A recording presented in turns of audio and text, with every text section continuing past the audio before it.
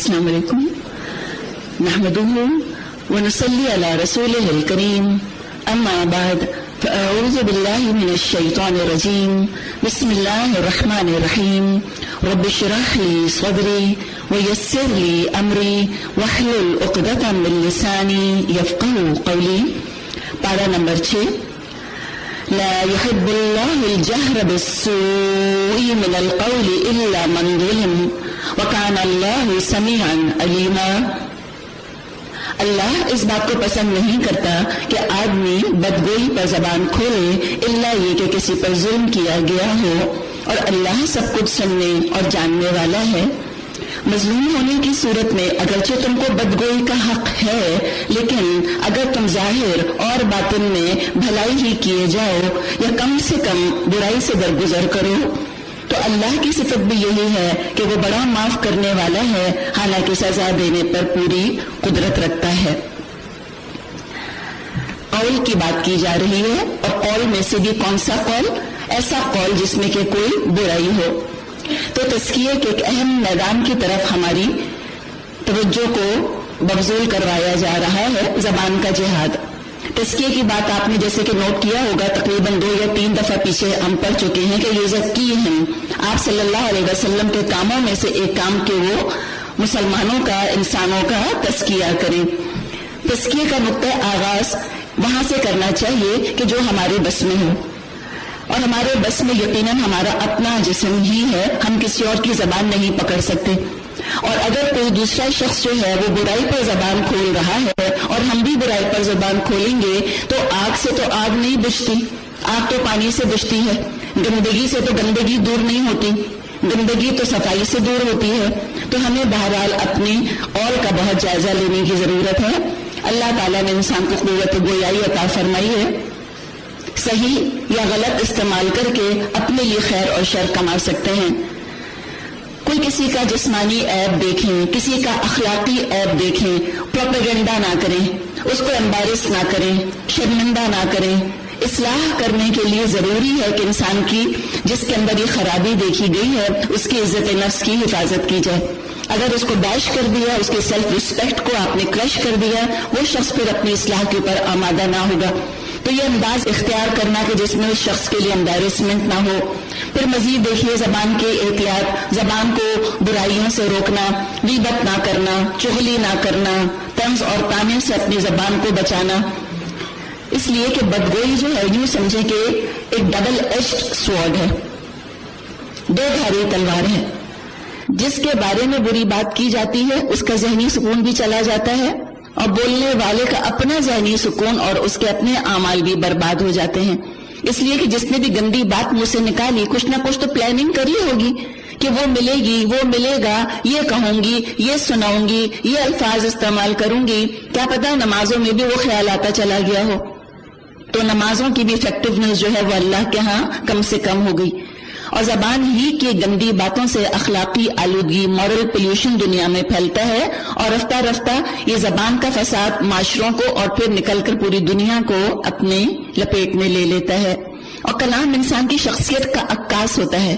جیسا mind set ہوگا، جیسی شخصیت ہوگی، ویسا ہی زبان سے نکلے گا. مظلوم کو حق حاصل ہے کہ وہ بد دعا دے دے، اور جب اگر کسی نے بد دعا دے دی اب وہ اللہ کے ہاں مظلوم نہ رہا. تو اگر ہم زبان کی حفاظت کر لیتے ہیں تو سمجھیں ہم نے اپنی نیکیوں کے سرمایہ کی حفاظت کر لی.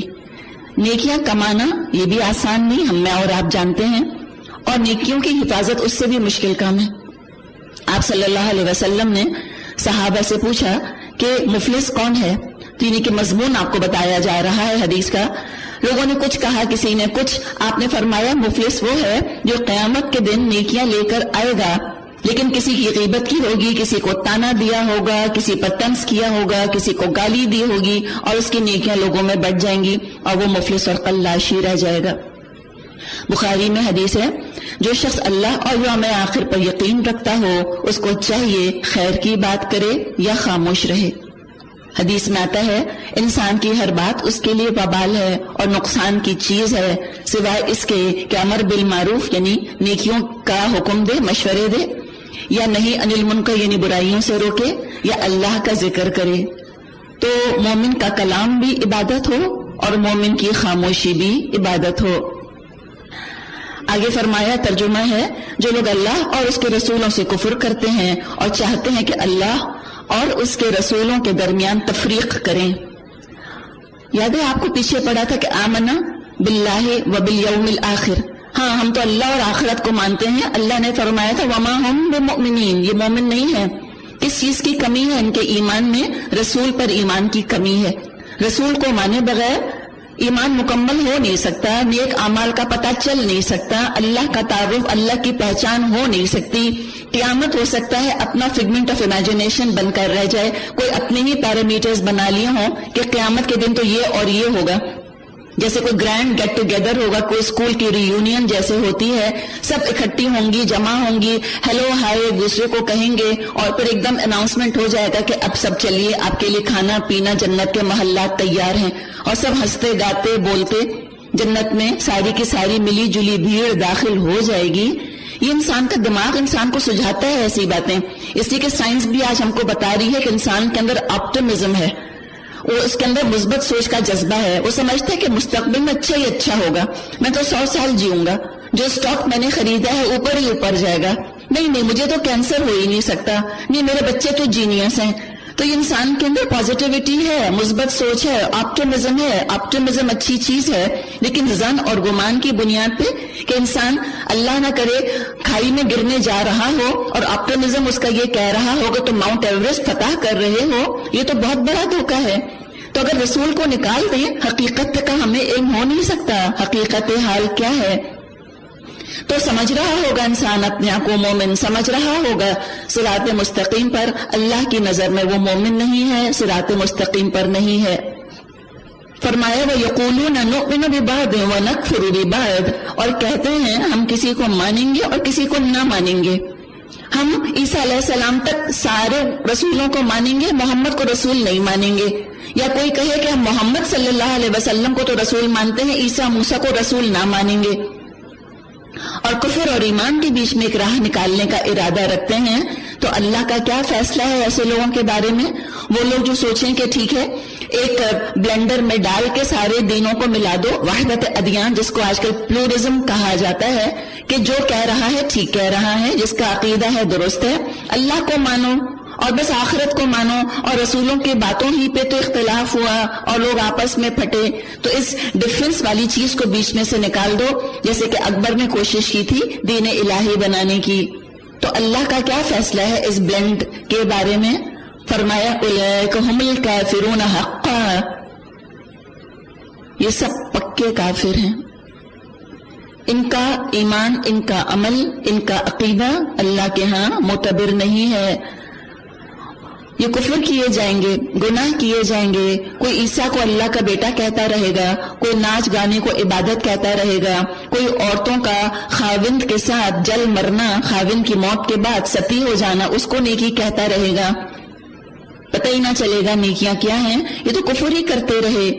فرمایا وَأَعْتَدْنَا لِلْكَافِرِينَ عَذَابًا مُهِينًا، اور ایسے کافروں کے لیے ہم نے وہ سزا مہیا کر رکھی ہے جن کو ذلیل اور خوار کر دینے والی ہے، بخلاف اس کے جو لوگ اللہ اور اس کے تمام رسولوں کو مانیں۔ تمام رسول امپورٹنٹ ہے، اور ان کے درمیان تفریق نہ کریں، تفریق فرق نہ کریں، یہ نہ کہیں ہم اس کو مانیں گے اس کو نہیں۔ تفریق بین الانبیاء کفر ہے، تفضیل بین الانبیاء، کسی کی فضیلت کسی پر ماننا، یہ ایمان کا حصہ ہے۔ فرمایا اولئک سوف یؤتیہم اجورہم وکان اللہ غفورا رحیما، ہم ان کو ضرور ان کے اجر عطا کریں گے اور اللہ بڑا درگزر فرمانے والا اور رحم فرمانے والا ہے۔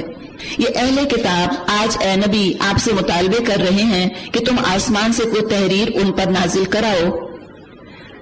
بنی اسرائیل کی طرف اشارہ ہے، مینیفسٹ میریکلز دیکھنے کا شوق ہو گیا، دین شوق بن گیا، سینسیشنلزم کا نام بن گیا، اپنے دلوں کو نرم کرنا، اللہ کی اطاعت میں اپنے نفس کو جھکانا، یہ تو مقصد ہی نہ رہا۔ نعوذ باللہ سمجھا کہ دین جو ہے وہ کوئی کھیل تماشا ہے، کہ سمندر پھٹ جائے اور من و سلوہ نازل ہو جائے اور مردے کلام کرنے لگ جائیں، معجزے دیکھتے رہے، لیکن ہمیں پتہ یہ چلنا چاہیے کہ معجزوں سے کسی کو ایمان نہیں ملتا، ایکسٹرا آرڈنری چیزیں، میریکلز دیکھ کر کوئی ایمان نہیں لاتا۔ ایمان تو دل کے کھلنے کا نام ہے. معجزہ تو اللہ چاہتا ہے تو دکھاتا ہے، اور دل تو میرے اور آپ کے اپنے اختیار میں دے دیا ہے اللہ تعالیٰ نے کہ تم دل کھولو گے تو تم پالو گے. تم آؤٹ ورڈ مت دیکھو، تم باہر کے نظاروں میں تم اللہ کو تلاش نہ کرو.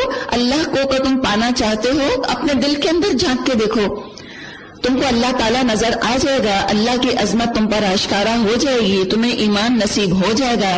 اور ایک دفعہ دل کھل گیا تو سمجھے کہ آنکھ کھل گئی. اب جانوروں کا سا دیکھنا نہیں دیکھیں گے، اب انسانوں والا دیکھنا دیکھیں گے. اب جانوروں کا سا سننا نہیں سنیں گے، انسانوں کا سا سننا سنیں گے. اور جو دیکھو گے، جو سنو گے، تم کو اللہ مل جائے گا اس کی نشانیوں کے ذریعے سے. تو ان کے فرمائشی پروگرام کو ایک طرف رکھ دیا گیا. فرمایا فقط سألوا موسیٰ اکبر من ذلک.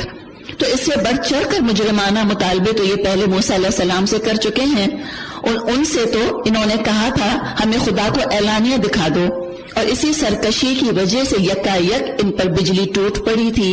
پھر انہوں نے بچڑے کو اپنا معبود بنا لیا، حالانکہ یہ کھلی کھلی نشانیاں دیکھ چکے تھے. اس پر بھی ہم نے ان سے درگزر کیا. ہم نے موسیٰ علیہ السلام کو صریح فرمان عطا کیا، اور ان لوگوں پر طور کو اٹھا کر ان سے اس فرمان کی اطاعت کا عہد لیا. طور کیوں اٹھایا؟ تھریٹ کرنے کے لیے نہیں، دھمکانے کے لیے نہیں، اللہ کی قدرت کا ایک اندازہ ان کو دینے کے لیے کہ ذرا تم سمجھ جاؤ کس ہستی سے تم یہ معاہدہ کر رہے ہو. اور دوسرے یہ اندازہ بھی کروانا، یہ احساس بھی دلانا کہ جو کتاب تم کو دی گئی ہے یہ بہت بڑی بھاری ذمہ داری ہے. کیا میرے اور آپ کے پاس کتاب ہے؟ اللہ کرے کہ ہمیں اس ذمہ داری کا احساس ہو. مومن کے بارے میں حدیث میں آتا ہے کہ مومن سے کوئی گناہ ہو جاتا ہے، اس کو ایسا لگتا ہے جیسے کہ پہاڑ کے نیچے بیٹھا ہے اور پہاڑ بس گرنے والا ہے، اتنا پریشان ہو جاتا ہے. منافق کا معاملہ یہ ہے، اس سے جب گناہ ہوتا ہے ایسا لگتا ہے اس کو جیسے کہ مکھی بیٹھی اور اس نے اڑا دی. نو بگ تھنگ، کوئی رسپانسبلٹی کا احساس نہیں ہے. اللہ تعالیٰ سے ہم سب دعا کرتے ہیں کہ اللہ تعالیٰ ہمیں ذمہ داری کا احساس دلا دے. احساس تو ہو کہ میرے کرنے کا کام کیا ہے، میں اپنے آپ کو ذمہ دار سمجھوں گی تو انشاءاللہ تعالیٰ بہت بہتری ہوگی. وَقُلْنَا لَهُمُ ادْخُلُوا الْبَابَ سُجَّدًا. اور ہم نے ان کو حکم دیا دروازے میں سجدہ ریز ہوتے ہوئے داخل ہونا. جب فتح اور کامیابی کے دروازے کھلنے لگ جائیں، عاجزی اختیار کرنا، اللہ کو یاد کرنا. اور ہم نے ان سے کہا کہ سبت کا قانون نہ توڑو، اور اس پر ان سے پختہ عہد لیا. آخر کار ان کی عہد شکنی کی وجہ سے اور اس وجہ سے کہ انہوں نے اللہ کی آیات کو جھٹلایا. اچھا اب دیکھیے یہ ایک فرد جرم ہے جو کہ عائد کی جا رہی ہے بنی اسرائیل پر، ان کے کرائمز گنوائے جا رہے ہیں. اب دیکھیے پھر اس کو کسی غیر کی داستان مت سمجھیے. میں اور آپ اس کو یوں کہیں جیسے کہ یہ میری اور آپ کی کہانی ہے. ہم نے شروع میں بات کی تھی کہ ہم کو آئینہ دکھایا جا رہا ہے، اور بنی اسرائیل کو یا عیسائیوں کو برا بھلا کہہ کے ہم اپنا کیا فائدہ کر لیں گے.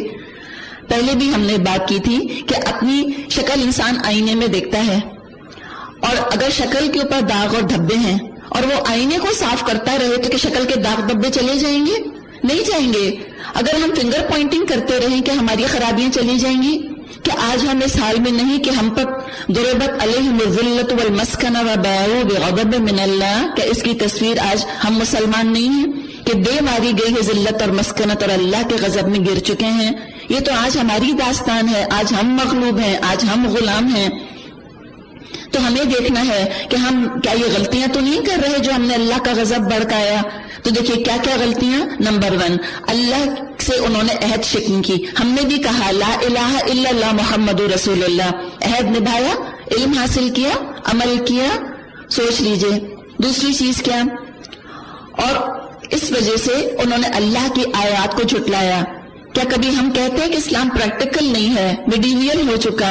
آج کے دور میں یہ ہمارے لائف سٹائل کے ساتھ جو ہے سنکرونائز نہیں ہو رہا، یا ماڈرنٹی کے ساتھ اسلام نہیں چل سکتا، یا ڈیموکریسی کے ساتھ اسلام نہیں چل سکتا. اسلام تو بس اس زمانے کی چیز تھی، اب حالات بدل گئے ہیں، ٹائمز ہیو چینجڈ. کیا ہم ایسے کہتے ہیں؟ تو یہی اللہ کے نزدیک کفر ہے کہ تم سمجھو کہ اللہ تعالیٰ نے آبسولیٹ نظام تم کو دے دیا. اور اللہ کا دیا ہوا نظام آبسولیٹ کیسے ہو سکتا ہے؟ سورج کتنے سال سے چمک رہے، لاز آف گریوٹی کتنے سال سے کام کر رہے ہیں، کیا آبسولیٹ ہو گئے؟ کہ انسانوں کو فائدہ پہنچانے کے قابل نہ رہے، پہنچا رہے ہیں. تو یہ لاز آف نیچر بھی اللہ نے بنائے، آبسولیٹ نہیں ہوئے، یونیورسل کانسٹنٹس ہیں. लॉज ऑफ शरिया भी अल्लाह ने बनाए, वो क्यों ऑब्सोलीट होंगे? ये कुरान का चिराग, ये कुरान का सूरज, आप सल्लल्लाहु अलैहि वसल्लम की लाई हुई हिदायत, सिराज मुनीरा, ये तो आज भी ऐसे ही इंसानों के लिए फायदेमंद है, ये क्यों ऑब्सोलीट होगा? और क्या किया उन्होंने? वक़त्लहुमुल अंबिया, और मुतअद्दिद पैगंबरों को नाहक कत्ल किया। आप सल्लल्लाहु अलैहि वसल्लम ने फरमाया कि उलमा उम्मती का अंबियाई बनी इसराइल, यानी अब अंबिया तो आने नहीं, लेकिन आपने फरमाया मेरी उम्मत के उलमा ऐसे होंगे जैसे बनी इसराइल के अंबिया थे, दर्जे में नहीं, काम वही होगा उनका।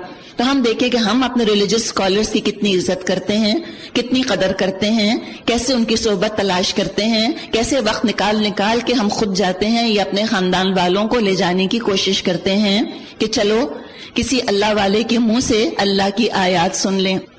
हिदायत के 2 चैनल्स हैं, किताबुल्लाह और रिजालुल्लाह।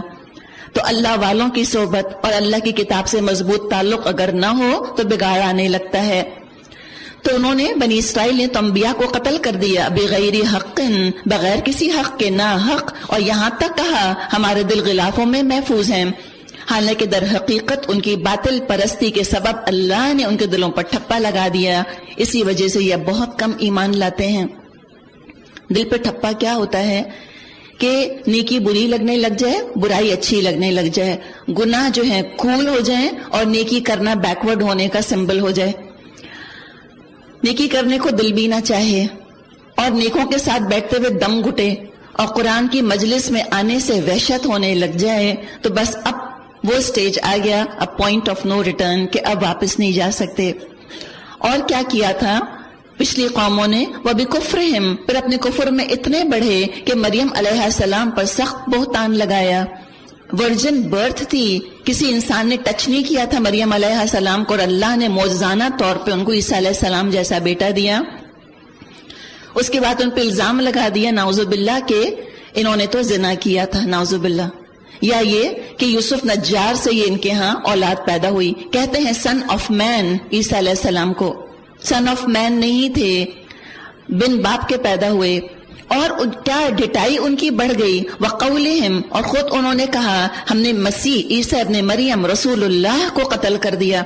अपने जराइम पर इतराने लग गए, अपने क्राइम्स पर फख्र करने लग गए, फख्रिया ऐलान किया, इन्ना क़तलनल मसीह ईसा इब्ने मरियम रसूलुल्लाह, हमने कत्ल किया।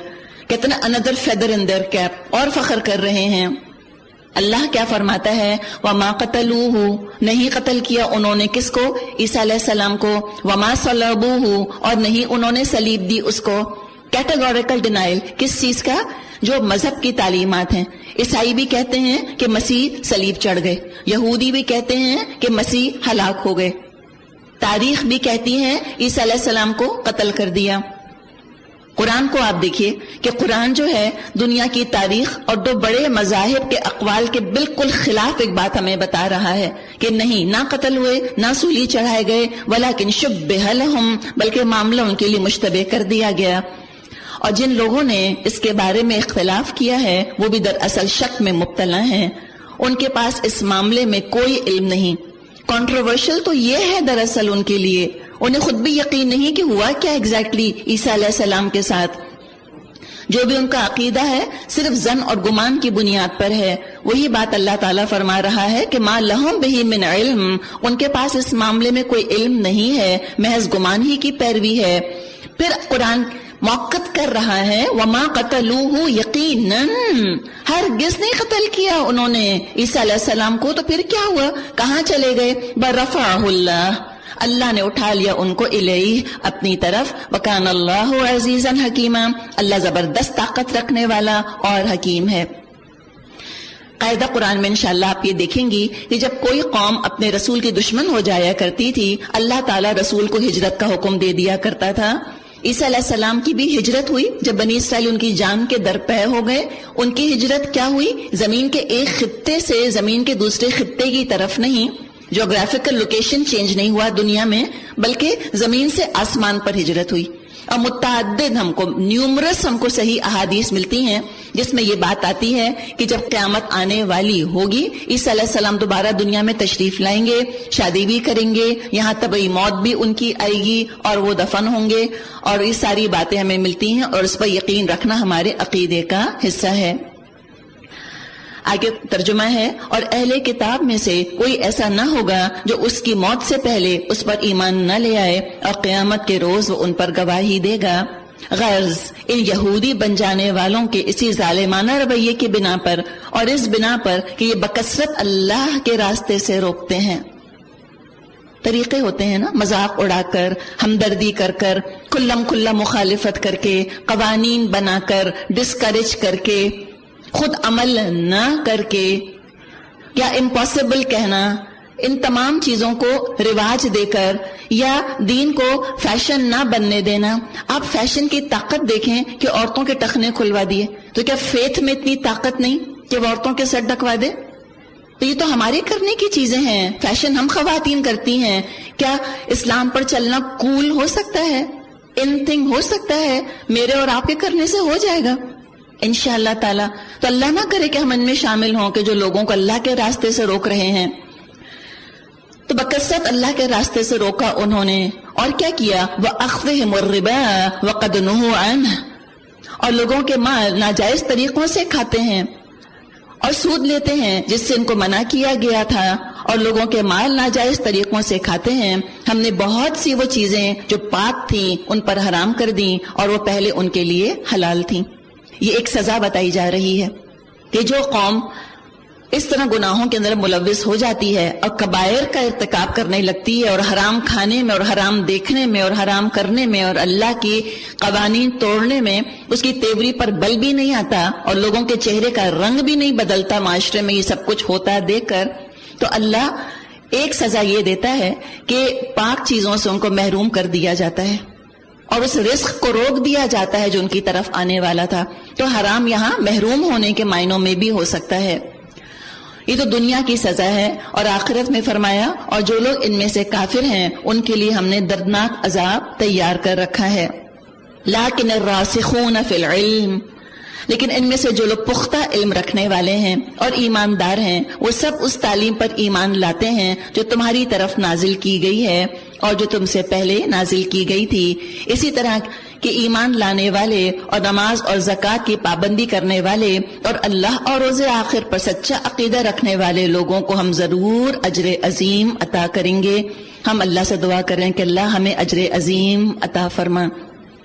دیکھیے، اپنی بخشش، اپنی نجات اور اپنی جنت کا دار و مدار ہم کسی اور کے کندھوں پہ اگر رکھیں گے تو عقل مندی کا مظاہرہ نہ کریں گے۔ ہمیں خود ذمہ دار بننا ہے انشاءاللہ تعالی۔ یہ ذمہ داری ہم کو عمل کے لیے تیار کر دے گی۔ ترجمہ ہے آگے، اے محمد صلی اللہ علیہ وسلم، ہم نے تمہاری طرف اسی طرح وحی بھیجی جس طرح نوح اور اس کے بعد کے پیغمبروں کی طرف بھیجی تھی۔ ہم نے ابراہیم، اسماعیل، اسحاق، یعقوب اور اولاد یعقوب، عیسیٰ، ایوب، یونس، ہارون اور سلیمان علیہ السلام کی طرف وحی بھیجی، اور ہم نے داؤد علیہ السلام کو زبور دی۔ ہم نے ان رسولوں پر بھی وحی نازل کی جن کا ذکر ہم اس سے پہلے آپ سے کر چکے ہیں، اور ان رسولوں پر بھی جن کا ذکر آپ سے نہیں کیا۔ وَكَلَّمَ اللَّهُ مُوسَىٰ تَكْلِيمًا، اور ہم نے موسیٰ علیہ السلام سے اس طرح گفتگو کی جس طرح گفتگو کی جاتی ہے۔ کتنا بڑا آنر! پیچھے کیا پڑا تھا؟ وَاتَّخَذَ اللَّهُ إِبْرَاهِيمَ خَلِيلًا۔ دل ہمارے رشک سے بھر جاتے ہیں، ہائے کتنے خوش قسمت، اللہ نے خلیل بنایا، اللہ نے موسیٰ علیہ السلام سے بات کی۔ موسیٰ علیہ السلام سے تو بڑی اسپیشل بات کی تھی، آواز اور الفاظ کے ساتھ۔ کیا مجھ سے اور آپ سے بھی اللہ کلام کرتا ہے؟ کس کا کلام پڑھ رہے ہیں؟ کس کا کلام سن رہے ہیں؟ اللہ میں حق ادا کرنے والا بنائے تو انشاءاللہ ہم بھی قیامت کے دن ہمارے اعمال حالانکہ موسیٰ علیہ السلام جیسے نہیں، لیکن اللہ کے رسول نے ہمیں خوشخبری سنا دی ہے کہ المرء مع من احب، ہر شخص اس کے ساتھ ہوگا جس سے اس نے محبت کری۔ تو ہو سکتا ہے کہ ہم بھی نبیوں کا ساتھ دینے والے اگر دنیا میں ہوں، ان کے مشن میں ان کا ساتھ دینے والے ہوں، قیامت کے دن اللہ تعالی ہمیں ان کی صحبت، ان کی کمپنی نصیب فرما دے۔ رسلا مبشرین و منذرین، یہ سارے رسول خوشخبری دینے والے اور خبردار کرنے والے بنا کر بھیجے گئے تھے تاکہ ان کو مبعوث کر دینے کے بعد لوگوں کے پاس اللہ کے مقابلے میں کوئی حجت نہ رہے، اور اللہ بہرحال غالب رہنے والا اور حکیم اور دانا ہے۔ اہم بات ہے، ایک سوال کا جواب ہے، ہو سکتا ہے کسی کو خیال آئے کہ اتنے سارے پیغمبر آئے تو کون سے لوگ درست ہو گئے؟